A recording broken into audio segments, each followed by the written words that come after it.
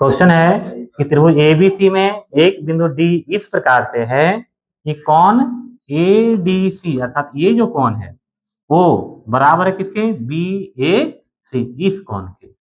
हमें सिद्ध करना है कि C A square equal to क्या, C B into C D. C A square equal to C B into C D. अब अभी तक हम लोग देख रहे थे कि जब त्रिभुज समरूप करते हैं तो भुजाओं का अनुपात क्या आता है, बराबर। लेकिन ये देखने में थोड़ा सा अलग लग रहा है कि नहीं, ये अलग है नहीं। ध्यान से देखो, उसको उसी रूप में लाते हैं पहले, ठीक है। C A square equal to क्या है, C B into C D. Side में थोड़ा लिखते हैं, सी ए स्क्वायर का मतलब सी ए इंटू सी और equal to C B into C D.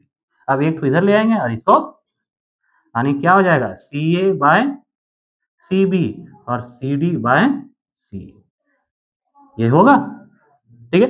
अर्थात यदि हम इस प्रकार से ले आए तो हमारा ये चीज आ जाएगा, ठीक है। यानी हमें अब कैसे लाना है, देखो C A by C B equal to C D by C ए।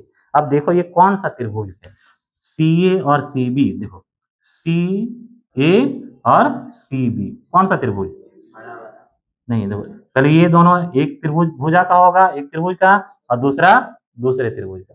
यानी कुल मिला के हमें दो त्रिभुज लेना है, ए बी सी और A D C, A B C. और जब इन दोनों त्रिभुज को आपस में समरूप कर देंगे तो हमें ए मिलेगा, और जब ये हो जाएगा तो क्रॉस मल्टीप्लाई करके हम इसको ले आएंगे, ठीक है। अब यहाँ पर हमें त्रिभुज का नाम थोड़ा सा ध्यान से लिखना है।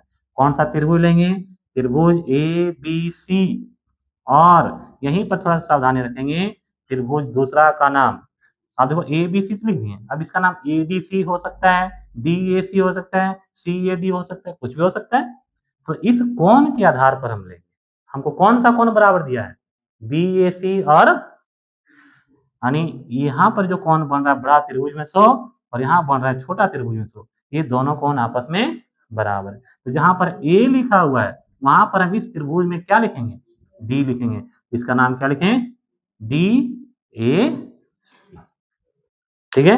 त्रिभुज ए बी सी और त्रिभुज कौन सा लेंगे, डी ए सी लेंगे। ए डी सी लेंगे फिर हमें आगे उल्टा करके लिखना पड़ेगा। डी सी ए कैसे लिख सकते हैं, कौन सी इसमें और कौन सी इसमें, ये जो कौन है वह दोनों त्रिभुज में है, बड़ा त्रिभुज में भी और ये छोटा त्रिभुज में। तो सी बराबर होगा किसके, सी के, ये बराबर है डी के, तो कौन ए बराबर होगा किसके, बी के, ठीक है। बस में है। इस प्रकार से आप देखो इन दोनों में क्या क्या बराबर है। पहला कौन तो नजर आ रहा है, बराबर है, दिया हुआ है पहले से। सो कौन सा कौन बराबर दिया हुआ है, कौन बी ए सी, और कौन दिया है लिखेंगे, क्योंकि कौन B A C equal to कौन ए डी सी, ये कैसे प्रश्न से दिया हुआ है। और दूसरा चीज क्या, ये वाला जो कौन है वह दोनों में क्या है, उभयनिष्ठ है, कॉमन है। कौन सा कौन, नाम बताओ इसका, बड़ा त्रिभुज के लिए इसका नाम ए सी बी, और छोटा त्रिभुज के लिए इसका नाम ए सी डी या डी सी ए, जो लिखना है डी सी ए। कैसे, यहाँ ले देंगे उभयनिष्ठ कोण।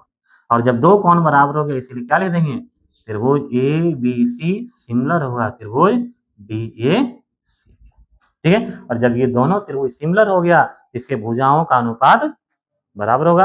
अब तीन भुजा होता है, लेकिन हमें लेना है कितना, दो ही भुजा लेना है। कितना लेना है, इस त्रिभुज का दो भुजा, इस त्रिभुज का दो भुजा, तभी तो ये आएगा, ठीक है।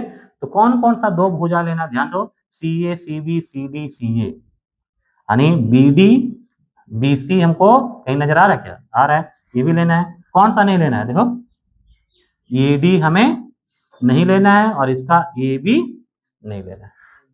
बस मेरा देखो इसमें कहीं ए बी और ए डी नजर आ रहा है क्या, नहीं, तो हमें इसको नहीं लेना है और इसको नहीं लेना है, बाकी सब ले लेना है, ठीक है। अब ए बी सी त्रिभुज में पहले लिए भुजा, मान लो कौन सा, ए बी नहीं लेना है, मान लो सी ए लेंगे, कौन सा, सी ए। तो सी ए का संगत कौन सा हुआ, सी डी, तो सी ए बाय सी डी, ठीक है। सी ए बाय कौन सा, सी डी हो गया, बराबर होगा किसके, बी सी या सी बी, सी बी का संगत सी, हो गया।